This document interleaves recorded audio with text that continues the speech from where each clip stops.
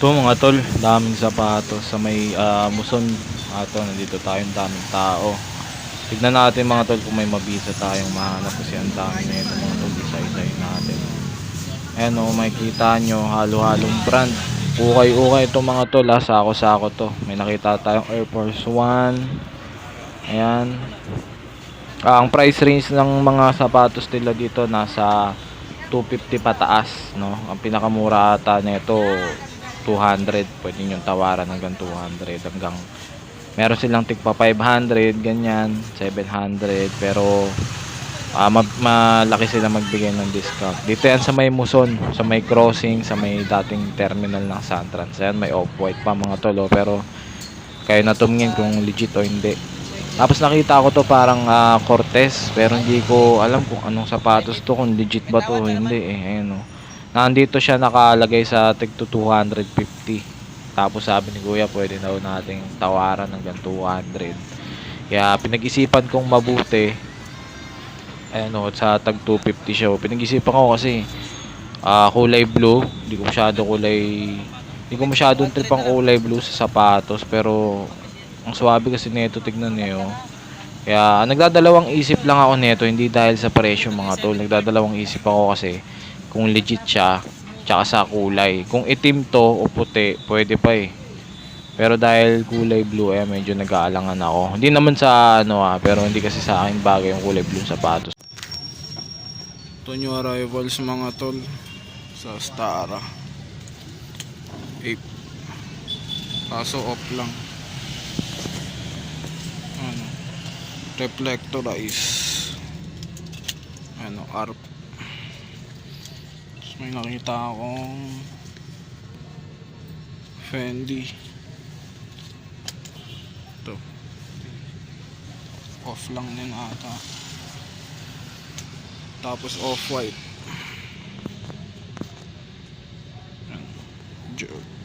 Sweatshirts.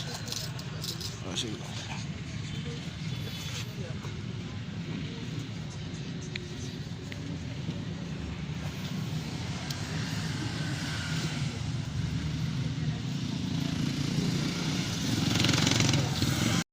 to fight mga tol.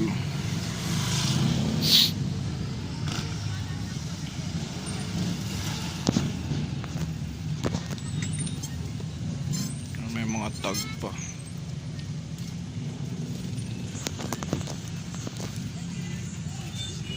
Minimal issue lang. Ano ba size nyo? Tukunin natin tong off-white. 32, 30 po. Tingnan mo magkano dito? 200 po. Dito pa may mga 31 Off-white. Kunin natin. Kunin ko to tol. 100. Para may maiuwi man lang.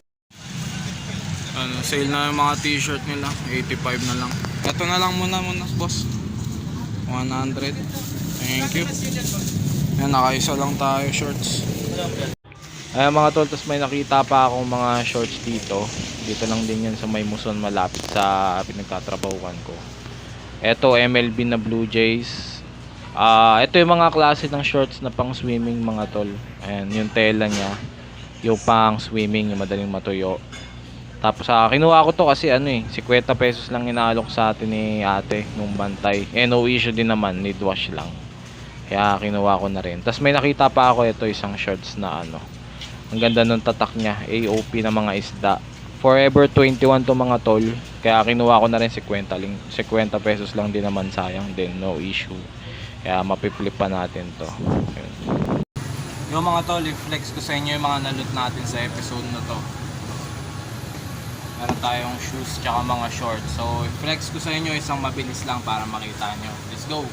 Ito mga tol yung mga items na naloot natin. So may tatlong shorts, isang t-shirt tsaka kicks tayo dito mga tol. So flex ko sa inyo ngayon. First item, meron tayo ditong Forever 21 na walking shorts mga tol. Ayan, AOP, size medium. Kung makikita nyo yung design, sobrang suwabe pa. Mga isda-isda. Para sa mga mahilig mga isda dyan mga tol, eto pasok sa inyo. Ano lang to, yung mga knee level na shorts. Goods pa yung kulay. Nahook lang ata natin to sa pagkakatanda ko ng 50 pesos. Sobrang steal. Next item itong Blue Jays na genuine merchandise ng MLB mga tol. Ito yung mga shorts na pang swimming. Hindi ko alam kung anong tela to para siyang nylon. Ayan. Tas may OG logo ng Blue Jays dito sa may gilid. Goods pa yung kulay na ito. Kasabay na ito yung Forever 21 na shorts na nahook natin. Alam ko 50 pesos lang to. So saktong sakto to mga bossing kasi magsa-summer. Size small to medium siya. Ano, pang swimming mga tol, para sa mga mahilig dyan mag swimming. Tapos collector din ng Blue Jays. To swak na swak to sa inyo. Ito mga tol, meron tayong off-white dito. Hindi ko nga lang alam kung legit, pero kompleto hashtag yan mga tol eh. Ayan meron lang siyang off-white dito na wait lang. Ayan, simple lang mga tol, ang kapal ng tela niya. Brand new condition din. Ito lang yung pinaka-design nyo sa likod. Meron siyang logo ng off-white dyan. So papakita ko sa inyo yung hashtag mga tol. Pero excellent condition to. Halos bago pa mga tol. Crispy yung tela na ito. Ayan yung tag oh. Ayan, para sa mga bihasa dyan sa off-white, pa-LC na lang sa comment section oh. Ito yung hashtag niya mga tol oh. May QR code pa eh. Hindi ko pa na-try na i-scan, pero mamaya ta-try natin. Ayan oh. Next item, ito meron tayong baiting ape dito, size large na parang siya, yung design niya parang Raiders mga tol. So ito yung mga patch niya. Ayan, daho ko to kay Mark Rayson Nasa, shoutouts ulit kay Rayson Nasa. Ayan, condition naman ito mga tol, 8.5 ang color rate tsaka ang condition rate. Ayan, legit naman to. So ito PSG natin ito mga utol kasi Raiders baiting ape to eh. Teterno ko to dun sa jogger ko din na vape. So ayan. Ayan, so last piece mga tol, meron tayong sapatos dito. Nike Cortez ata to, pero parang hindi siya Cortez. So size 42, hindi ko alam kung legit o hindi. Ayan iba kasi itsura niya sa Cortez eh. Ito yung ilalim. Pero may naman siya, may tag naman siya ng Nike. Nahuko lang to ng 200 pesos mga tol sa bangketa. Hindi ko alam kung legit. Pa-comment na lang sa baba kung alam niyo yung legit to o hindi. Baka PSG ko na lang to pag di ko na out. Ayan, so ito yung mga items na nahook natin mga tol. Siguro ang paborito ko dito, bukod dito sa sapatos na to, syempre yung baiting ape. Ayan, itong baiting ape na t-shirt. Ito ang pinakaisa sa mga solid. Tapos ito ring off-white. Ayan, basta chinek ko na siya, tingin ko legit naman talaga.